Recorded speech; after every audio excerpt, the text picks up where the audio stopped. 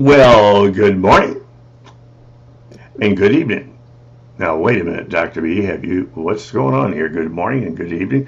Well, the fact is, I'm going to be talking with Linda Marshall, who is in South Africa, and she is in the Bushveld northern part of South Africa. And she has worked over the years with hundreds of teachers trying to help them with their reading. She has about 100 or so, give or take, she's working with right now. And she reached out to me to ask for my advice about how to improve their students' comprehension. Because as she will explain to you shortly, they're having problems with that in South Africa.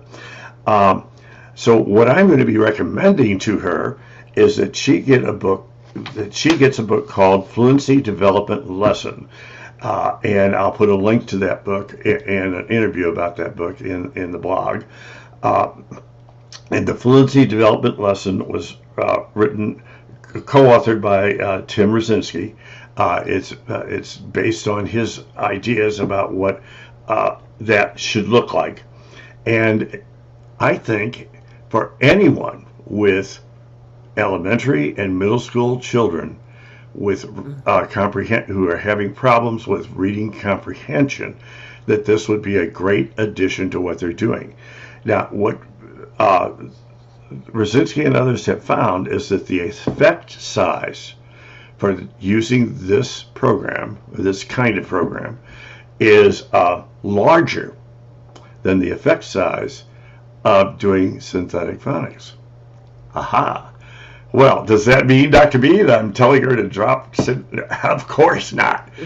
My first advice, big advice, keep doing whatever you're doing with phonics. Okay, you need that. But add this, and I think you're going to be very happy and get comprehension results that you haven't been getting yet.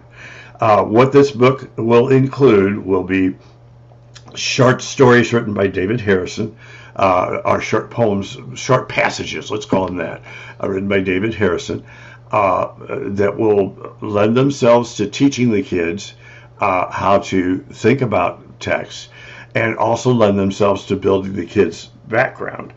And I'm also going to include a link to what some folks in England are doing with Rosinski's work as well. So it's beginning to spread worldwide. Tim Rosinski is a well-published, well-known author, has been a very good friend to me over the years, and I'm really astounded with the results he gets. So I'll sum up before I turn it over to you, Linda. What I'm going to say now is effect size bigger than the effect size of just using the phonics, and importantly, do both. Okay, so that all said, the rest of it will be all Linda, and she's going to tell us all about her what's going on in South Africa, her work with the teachers, and all that sort of thing. So, Linda, it's time for me to make a little change on my view. And it's all you. Take over. Well, thank you. Thank you, Dr. Sam. Thank you so much for this opportunity. I'm really so thankful to share with you what's been going on in South Africa. I know we are quite far apart from one another, but we're seeing very, very interesting things happening here. I don't know if you're aware of the big challenges that we actually have in South Africa regarding reading and reading development. We are working very hard to make a difference in the outcomes that we are seeing. But for instance, in the last Pearls evaluation, the province where I live, which is Limpopo, the northern part, as you mentioned previously, 80+% of our grade 3 students here do not understand what they are reading.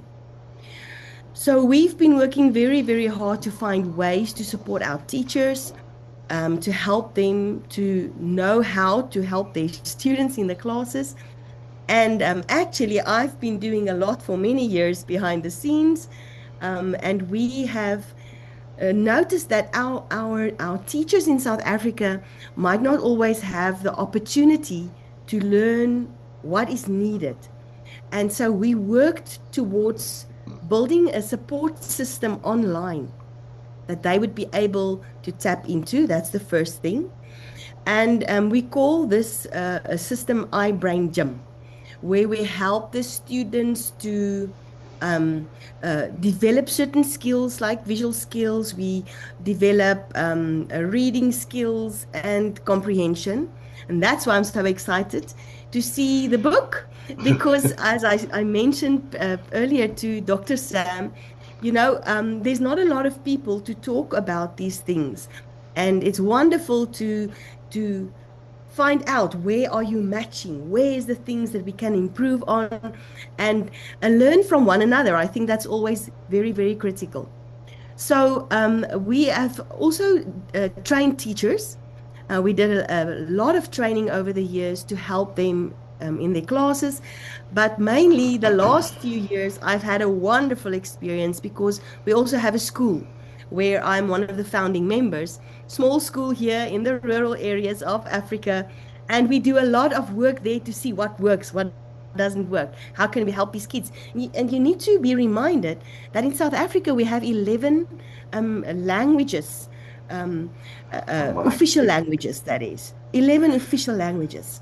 So the area where I live, we have Afrikaans-speaking people, English-speaking people, Sepedi-speaking people, Chivenda-speaking people, and all of these kids are coming to our school, which is English learning. That is our language of learning, is English.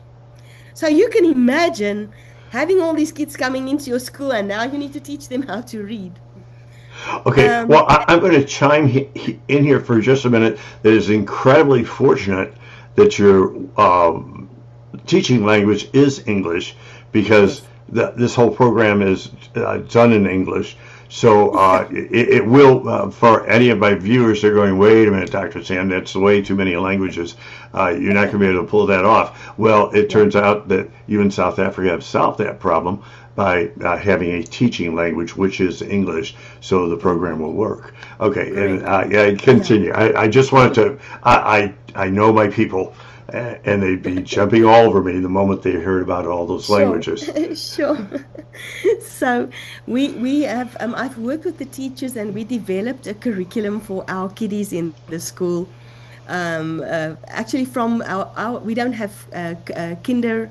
We call it grade R in South Africa, which is the year before our first year of official schooling, grade 1. And we've been working to develop this for grade R, grade 1, grade 2. And it's very interesting to see how the approach that we've been using, which is, you must remember, these kids come from a rural area. So we do a lot of phonics, as you mentioned, and it's different for them because it's not their mother tongue, it's not their home language.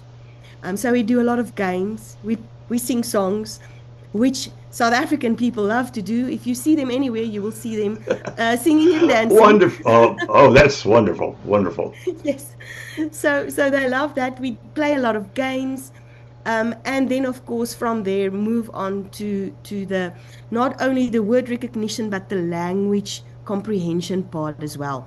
And that's where I think some of this information that I'm getting from you is also going to be very, very interesting. And then, of course, yes. Oh no, go ahead. Sam, I thought you wanted to ask me something. You're welcome to stop me if you want to ask something. So we at the end of the year, our grade 1s, and now be reminded about the Pearls results. Our grade 3 students, at the end of the year, 80% of them do not understand what they are reading. Would you repeat that, please? Yeah. And this is the Pearls results, which is an international evaluation. So 80%, that means in a class of 30 children, you will have only 6 students that can actually understand what they are reading. The rest don't understand. So that's 24 kiddies who are going to go to grade 4 who don't know how to read for meaning. And but we are seeing with this project that we have launched at our school that we have um, all our children in grade one are reading now in the end of the year, which is it's now the end of our academic year. So we're seeing fantastic results. And I believe part of that is not only the teacher training, it's the support with the curriculum, but I believe also the online support that we are giving these children, which is like a gamified system where they play games on the screen and we are measuring the outcomes and using that to build our next games for this child to help them to improve their visual skills, their language skills, as well as then the reading with comprehension. And I'm very excited. I wanted to share that with Dr. Sam because I think, if we can make an impact in Africa, I talk about the African reading crisis because there's a lot of data that's not available in Africa. And if we look at what's going on in South Africa and some of the other nations that are participating in these evaluations, we can see that we really, really need to make effort to make that change at grassroots level in our schools in South Africa and Africa, further nations up in the continent. Okay, I think that provides us the perfect breaking point Yes, to, first of all, amazing work. And thank you. thank you for all that you're doing for your kids and all that you've done with your kids. And as I've indicated, I'd be happy to come in and do some in-servicing about this book with them and help you implement the book. Now, that's assuming you want to. So Sure. now comes the part where you're going to take a look and see, well, does this look like something we can do? Yeah. And thanks to the fact that your teaching language is English, I think all the materials are usable. And all the materials you need, things like short passages that David Harris has written that can be used to develop all the skills you're talking about, and the word ladders and all that kind of practice. This is a package that is you are then licensed to use with the kids you're working with. So we'll just see what comes of this, but definitely Yeah. that. Yeah. Now I'm most certainly going to make. I'm going to give Dr. Rudzinski and David early copies of this video. But the video will be posted in the next. I'm not sure. I'm working out my schedule, but the week that it posts, I'll let you know. Thank you so But much. in the meantime, I Yeah. before closing out, I always give my people, the people I'm interviewing, the chance to say anything. Dr. B, I didn't get a chance to say this. I really wanted to. So, are there any things? Is there anything like that hanging in the air that you want to finish up with? Oh, Dr. B, there's actually so much. I think I must see if I can fly over to St. Louis and come and visit you because I Oh, really will have a coffee and have we've got so an much extra. to talk I have about. an extra room here, and my wife and I would welcome you. Absolutely. No, no, I think for me, it's just encouraging for myself to see what you guys are all doing in the States, and just to see some of the comments, and I mean, I'm following you all on social media. And to think about the things that you read. And so I want to encourage you as well. Don't stop doing what you're doing. You might not even know all the people that you are reaching. Here I'm sitting in Africa, doing what we know. And I must say, with our system, we've helped hundreds and thousands of students to really make the change that's needed for them to work in an intelligent way with information. And I think that's so critically important, not only as an educational skill, but as a life skill, because we want them to know how to make better choices for a better future. And if they don't have access to all the information that's available, this is in Africa a big thing. Suddenly, you don't need to go to a library, it's available on your phone, but you need to know what you need to find for the questions that you have, which information is the correct information, and then what to do with that information to make a difference so that your future can be better. And I Okay. think that's the great things that we are seeing happening here, not only with our smaller kids, but also working with the older children, which I'm very thankful for, because it's so easily that they can slip through the cracks and we can lose them, and lose out on all the potential that is in those young people. So for me, I'm very thankful for this opportunity to share with you what we've been doing, and I hope that we'll have the opportunity to talk in the future, and maybe face to face. Oh, that would be amazing. Okay, and I'm just going to take one soundbite out of what you just said, and that is make a difference for the future. And I just have a feeling that you folks are already doing that. And I hope Dr. Rosinski's work. My job seems to be to make people aware and help people get to know how to use his wonderful work. So that all said, there's one last thing, and we talked about this.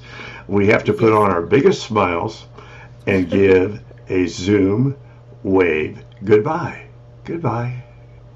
Goodbye.